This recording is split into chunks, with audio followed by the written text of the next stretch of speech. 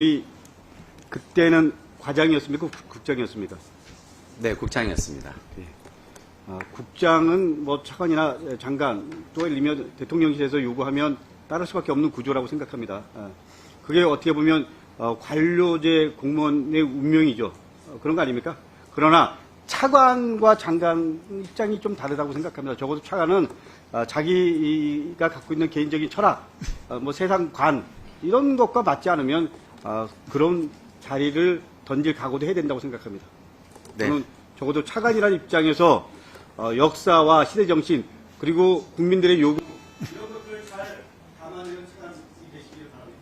네, 고맙습니다. 최선을 다하겠습니다. 차관님, 네. 차관님,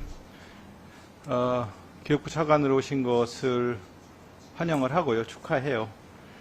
근데 좀 전에 정책에 대한 평가는 다르다 이렇게 말을 하는 것은 역사 교과서 국정화에 대해서 무슨 소신 같은 게 있는 거예요? 해야 된다는?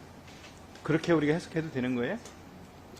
저는 그 당시의 제 직책에서 제게 맡겨진 일을 했기 때문에 그 절차를 진행함에 있어서 저는 공무원으로서 역할을 수행을 했습니다.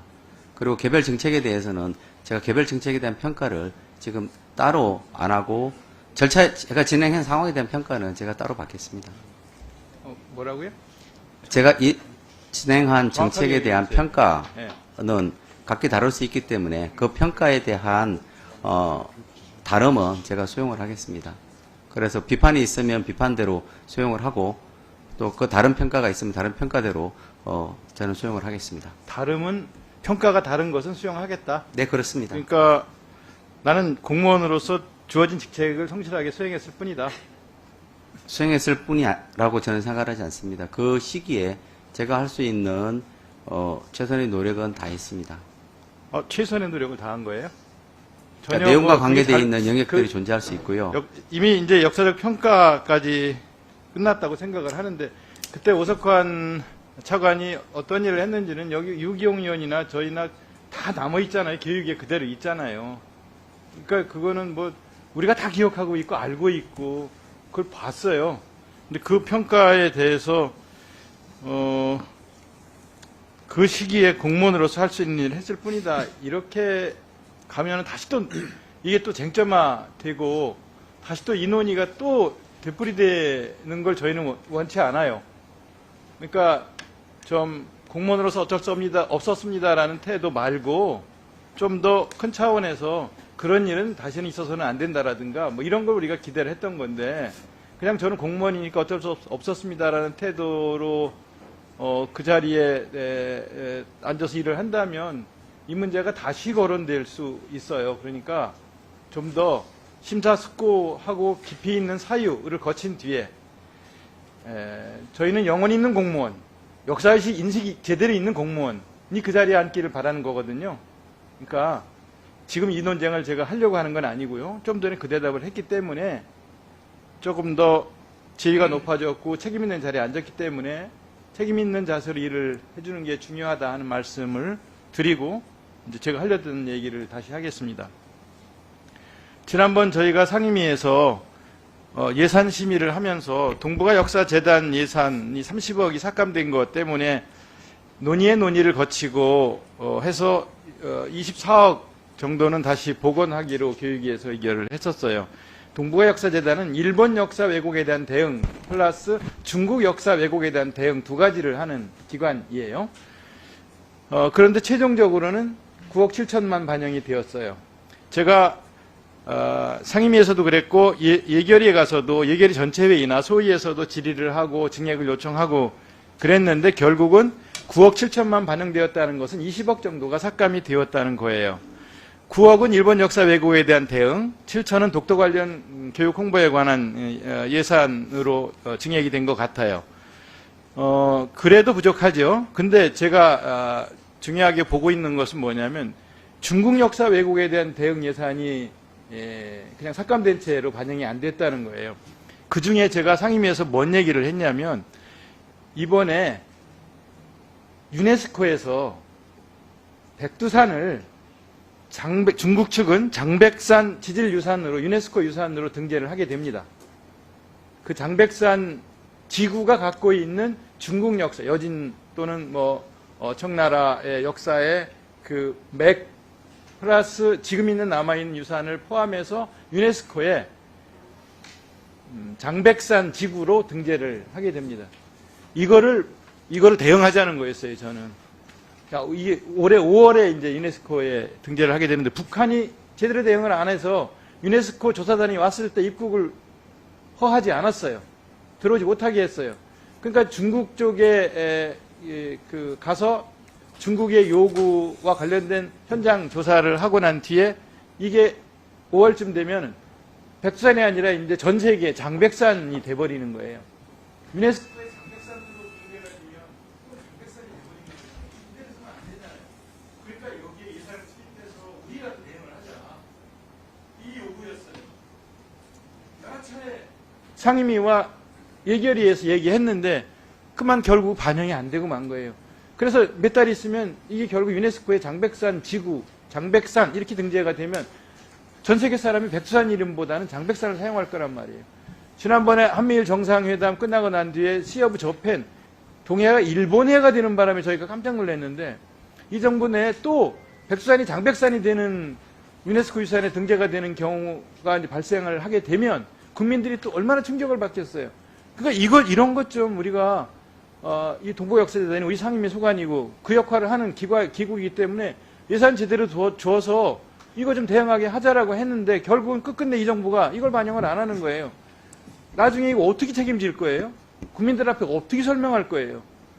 그래서 기조실장도 이 예산 증액 관련된 과정에 장상윤 전 차관과 더불어 제가 얼마나 이걸 여러 차례 요구했는지를 다 알고 있을 거예요. 그러니까 실장이 저희 방에 와서 이거 어떻게 하려고 하는지에 대한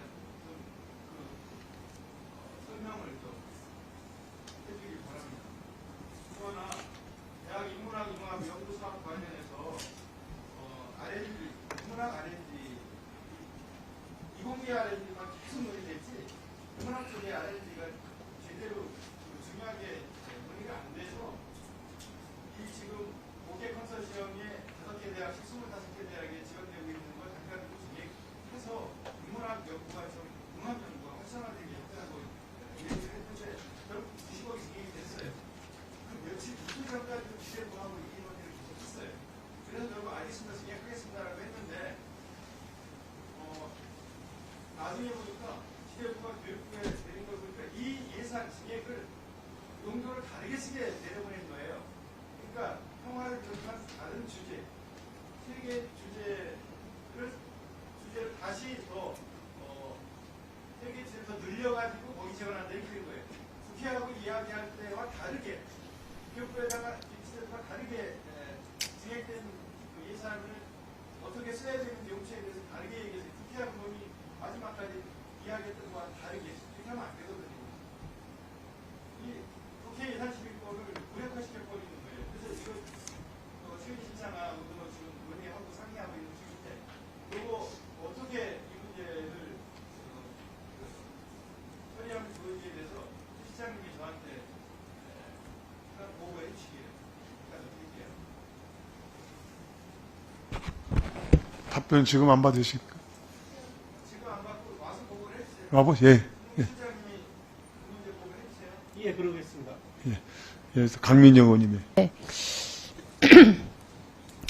그 장관님, 이 교육부를 이끄는 게 장관님입니까? 차관님입니까? 네, 장관님이시죠? 장관과 네. 같이 있고 있습니다. 네. 아까 우리가 1시 반부터 거의 4시 반까지 계속 29개의 상정된 이제 법안 심의를 했습니다. 차관님이 참여를 하셨어요. 네, 네. 그런데,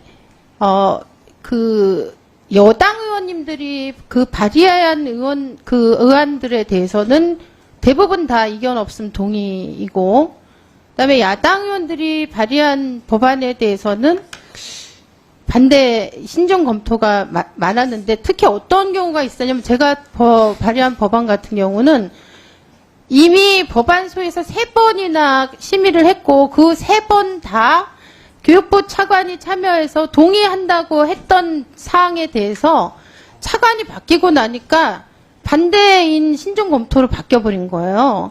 그러면 이게 지금 우리 그 대한민국 교육부가 차관이 바뀌었다고 해서 동일한 법에 대해서 법이나 정책에 대해서 이렇게 손바닥 뒤집듯이 입장이 바뀔 수 있는 건가? 저는 이 부분에 대해서 장관님이 잘 인지하셔야 된다고 생각합니다.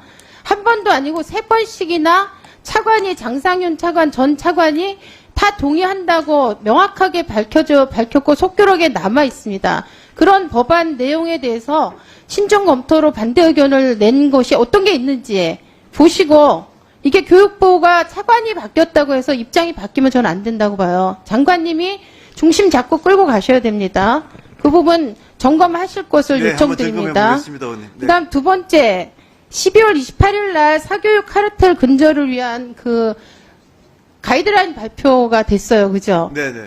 그래서 제가 보니까 교과형 도서를 교사가 집필한다든가 맞습니다. 아니면 학원에서 계속성 없는 비영리 행위, 일회성 비영리 행위도 이걸 엄격하게 금지되는 행위로 그 가이드라인을 내려보내셨더라고요. 네, 네, 네.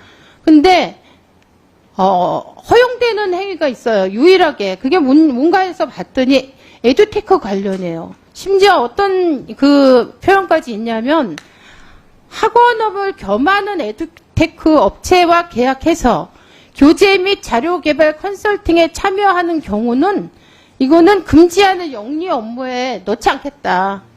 허용하겠다. 이렇게 명시적으로 예시까지 했다는 건 권장하겠다는 얘기이기도 해요. 어떻게 이게 어떤 원칙에 의해서 가능한 겁니까?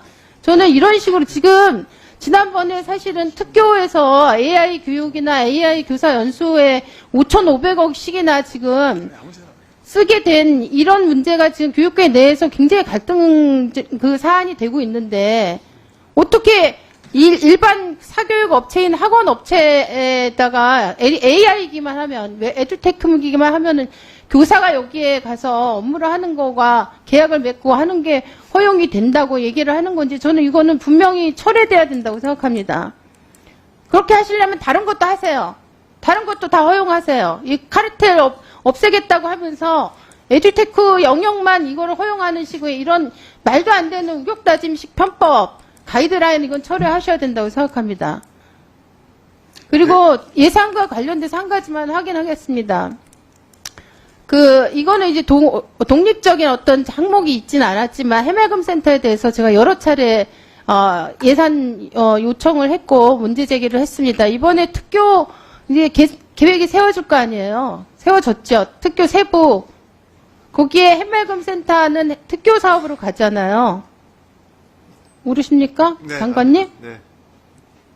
특교로 갑니다. 특교 사업 예산으로 갑니다.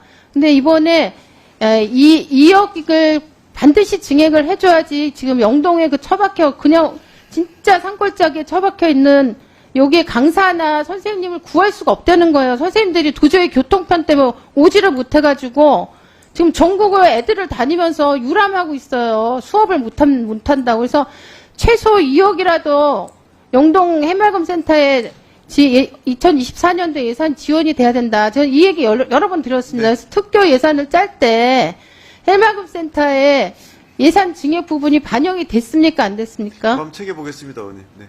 이거 꼭 챙겨 주셔야 됩니다. 네, 챙겨보겠습니다. 제가 말씀드린 세 가지는 진짜 장관님 잘 챙기셔야 네, 돼요. 알겠습니다. 지금 자칫 잘못하면 차관이 교육부 끌고 간다는 얘기 나올 수 있습니다. 네, 알겠습니다. 네, 장관님께서 아마 강민정 의원님의 지적에 대해서 이렇게 잘 받아들였을 것으로 생각되겠습니다. 믿어도 되겠죠? 네, 그렇게 하겠습니다. 예. 다른 분, 예.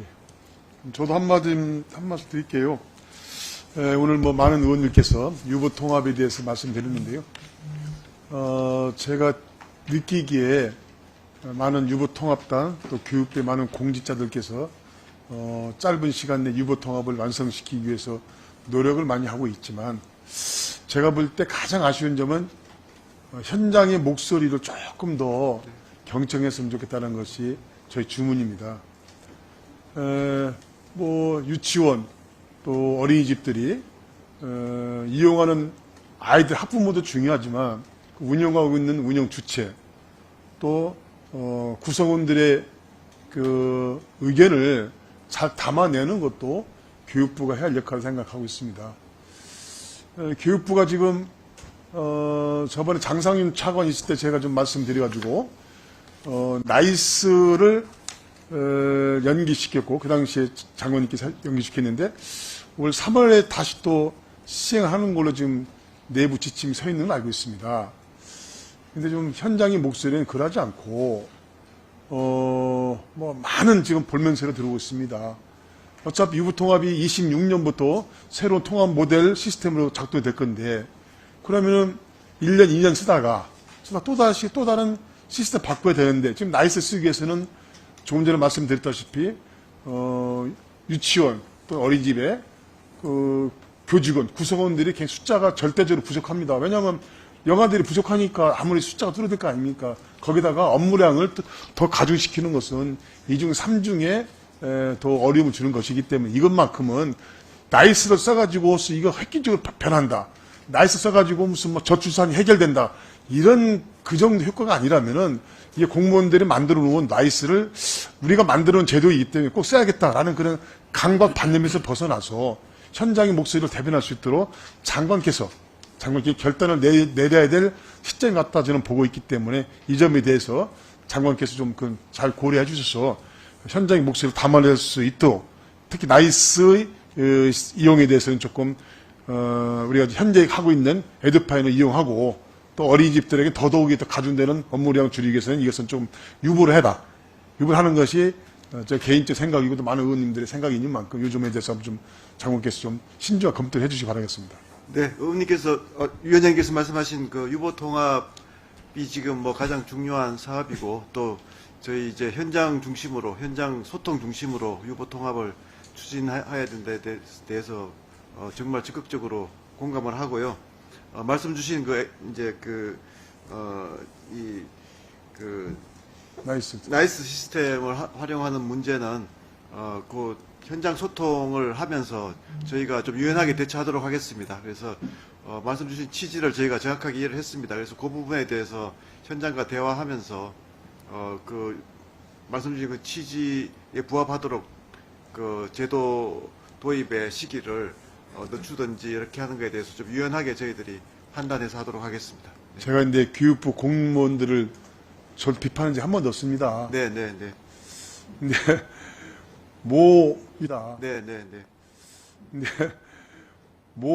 이 담당 과장께서 제가 그 교육부 내에 있는 뭐 좀 책임을 질 만하신 분과 대화를 나눠서 이것을 조금 유보시켰으면 좋겠다라고 내가 지금 강력하게 주장했더니 그 내용들을 왜곡해서 각 시도교육청에 이러한 일들이 벌어지고 있다. 마치 저를 지칭해서 교육위원장인 저를 지칭해서 그런 공문이 내려간 걸로 제가 보았습니다. 그래서 제가 좀 황당했는데 물론 뭐 담당 공무원이 자기 의견을 개진한 건 좋지만 그래도 입법부에서 여러 가지 의견 나온 사항에 대해서 이렇게 한번 상의도 없이 또는 상부가 상의도 없이 이렇게 일방적으로 이렇게 공문을 내려보내는 것은 굉장히 좀 제가 볼 때 뭐 본인은 정당한 권리일지 모르겠지만 제가 보기에는 굉장히 월권을 했다.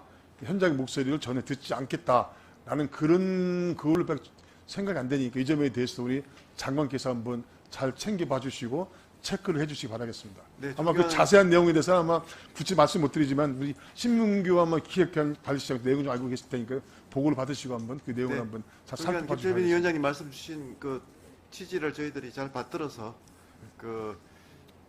좀 더 국회를 존중하고 또 현장과 더 소통해서 특히 유보통합이 정말 중요한 만큼 유보통합과 관련된 여러 가지 조치들을 신중하고 또 탄력적으로 운영하도록 하겠습니다. 이것은 제가 장관님 믿어도 됩니다. 네. 믿겠습니다. 네. 또 뭐 다른 것좀 하면 안 돼요. 예, 최선을 다하겠습니다. 알겠습니다. 뭐 이거 없지?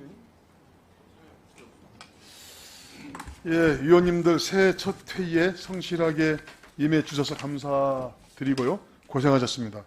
이주호 장관을 비롯한 교육부 관계자, 보좌진 전문위원 등 국회 관계자 그리고 언론인 여러분들도 모두 수고하셨습니다. 회의를 마칩니다. 산회를 선포합니다.